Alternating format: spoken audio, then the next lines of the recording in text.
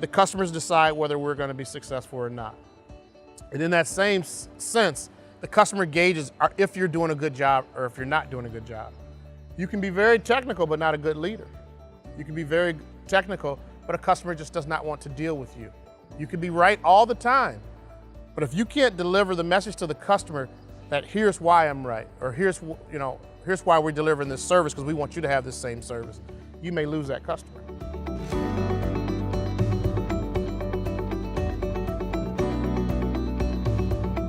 I think as a crew here, we are engaged to a level where we're going to meet the needs of our external customer, our internal customer. Meaning our external customer, if it's the truck driver calling saying he's going to be a little late, we've got someone here to stay. If it's our internal customer, we need documentation for a vessel that completed. We're going to get that documentation over to them. As far as supporting each other here as a unit, we work together like a family here. If a guy needs off or if a guy has to go home sick, we're going to pick up the slack. We're going to take care of it. In our receiving system, we have two separate scales. We have an internal scale and we have an exit scale. So customers are always concerned if the weights are accurate. So we have a pickup truck, we'll run the pickup truck across, we'll check for accuracy to make sure we're getting the proper weights every couple of days. We'll make sure they are aligned. As well as we check our testing equipment. We check against FIGAS. We'll save a composite sample and we will submit it to FIGAS to make sure we're grading where we should be grading. As far as binning the grain, we try not to send a customer away. So we try to have a bin for all qualities. So I mean, we really go that extra mile to make sure we are covered, to make that customer want to come back here and not push him away based on simple quality issues or based on discrepancy that, even if we're right, we want to be able to prove it to them that we're right. Here's what we've done to make sure our scales is right. Here's what we've been done to make sure our grading is done properly. And we've proven time and time again to be correct, and the customer respects that. I think you always want to have a safe facility. You don't want a customer coming in, stepping on beams with the potential to fall or things of that nature. So we take our housekeeping very seriously.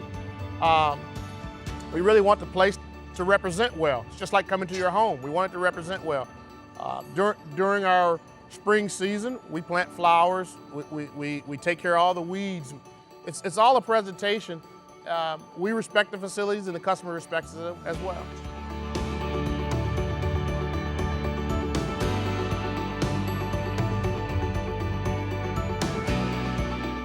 I think based on our statement of principles, we know the external customer is not always correct. So there's been times where we've had customers come in and they're drivers and they have been driving all day and they've waited in the lot to get dumped. So they'll get up to the dumps and out of frustrations, they will dump their truck. They'll raise their truck and they'll dump all of their grain in one swath, overrunning our pits, creating a mess, creating a delay for the truck behind them. We have had to go and address that.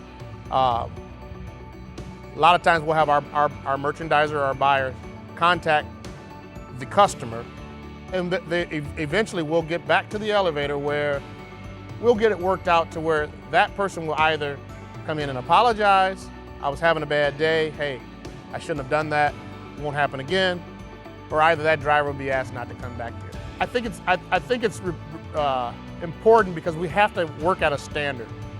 It's not always the external customer is right. The internal customer has to feel he has some support here as well. It's not a one-sided coin. We all want a good work day. That person driving to bring his commodity in, he wants to get in and get out. That customer behind him, he wanted to get in and get out. But no, we had to spend a half hour or 20 minutes getting a payloader, getting the spill cleaned up, then go on with our business.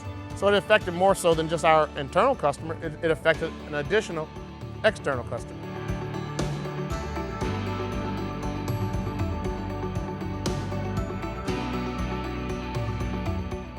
Harvest is, if you could spread harvest out and you could bring your grain and grow your grain any time of the year, I'm sure someone would do it. But harvest is the same time for all of our customers. So that's a constant. The bottleneck is a constant. One thing we try to do is we try to manage the qualities. Usually we're fighting dry and moisture, so we try to set the parameters where we can put trucks through a little quicker. We try to communicate with the customer out in the staging lot and explain to them the delay. This is what's going on. We're a little behind because there's a lot of wet grain coming in today. We try to provide them with either a snack or food. We've even had the ice cream truck come out just to kind of, let's simmer things down so everyone, can get through. So we really base that on a good communication.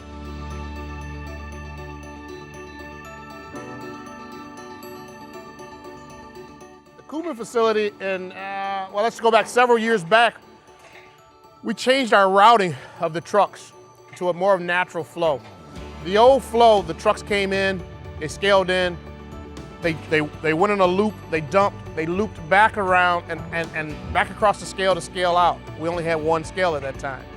Now it's more of a natural flow. The trucks come off of Kuhlman Drive, they flow through the facility in a straight function.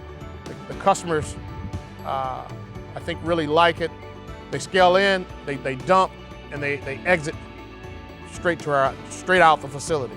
On the turn side, we lost a little bit of our face-to-face, kind of the Anderson basis, A lot of our customers are used to going inside our Maumee facility for popcorn, coffee, things of that nature. So we had to work to get that back because we were working so hard to get them through the facility to solve the bottleneck. We solved the bottleneck, but in some sense, we start losing some of what we are based on. So we added a small trailer to the entry point where these customers could get that.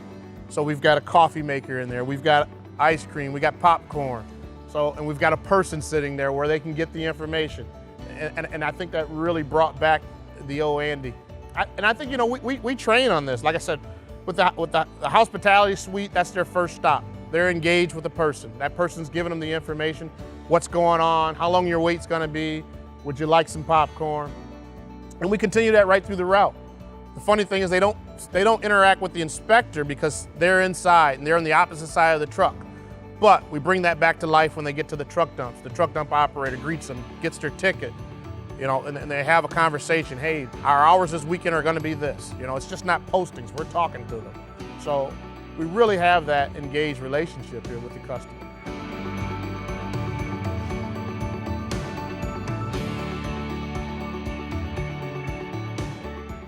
I want to say we give them a lot of training, but a lot of it is example. You're walking in, you have an exemplary workforce. So the guy that's training them, they see their function, they see their communication with the customer. So it's kind of repetitive. So I think it's a natural flow. You're going to flow in this function. This is just a natural flow. It's going to be natural to greet this customer because this is what the person before me does.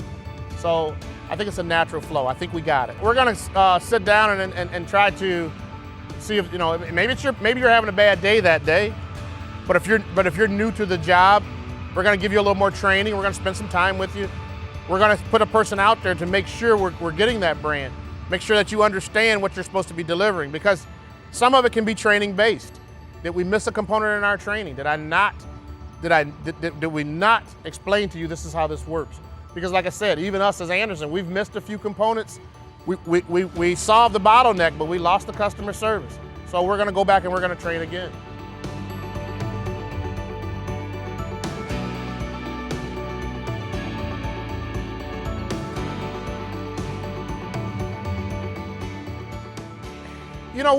We prepare for this year round. It's almost like preparing for harvest. Our big busy season is harvest. We prepare for it.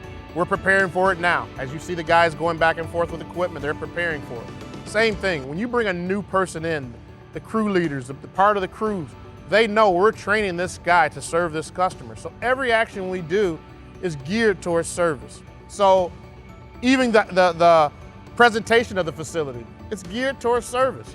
We put a good presentation on. We want our place to be presentable for that customer. We want everything to be pleasant. So It's a friendly, pleasant work environment. In turn, you give a friendly, pleasant service. I think our new employees are really, they're lucky to be in such an engaged environment. So that gives them something to seek to be a part of. So they're working towards being more engaged, being more a part of. So if everyone here is giving customer service, you're going to fall right in that slot. You're going to step right up to the plate because you want to be part of the team. You know, it's a team effort. You know, we speak highly of our customers, and our customers speak highly of us.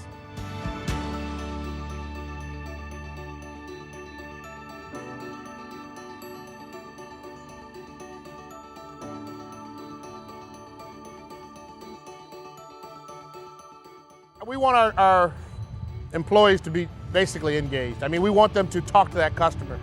And we see it every day. The customer shares stories with them. How's your weekend? How's things going? How's farming going? And it's sincere. It's not just a presentation. It's not a book script. I'm not handing you a book or a script. It's just sincere conversation. Just offer that person that sincere conversation. They're here for 4 minutes. It's not hard. It's just, hey, how you doing today? Good. Well, we're glad to have your business. It's just an interchange of conversation. It's not really a production. It becomes sincere, and it becomes very smooth. I think the customers enjoy having that interaction. We don't have scheduled breaks during harvest. The customer, he comes in, you're at the dumps, you're not sitting there saying, hey, I gotta get my break, you gotta get out of here. We give them that time. That 4 minutes you're at the dumps, that's your time. So I think those are some of the things that present well for us as a company. The employees understand that. And I don't think it's a hard production for them because it's a part of them. Harvest is a part of what they do. It's not per se saying, oh, I got this 3 months that we're gonna be working every day, we're gonna work these long hours. It's part of what we do. This is our big game day. I believe it's out there. I don't think it's nothing that we go and advertise, but they know we have happy employees. They know our employees are happy. They have such interactions with each other. They know the employees here are happy. I interact with the customers. My door is always open. There's customers come in and he knows he's 100% wrong, but we come in, we sit down, we laugh about it, and he says, well, okay, all right, you know. So we have a real level of just, it's a level of accountability, but it's a fun level.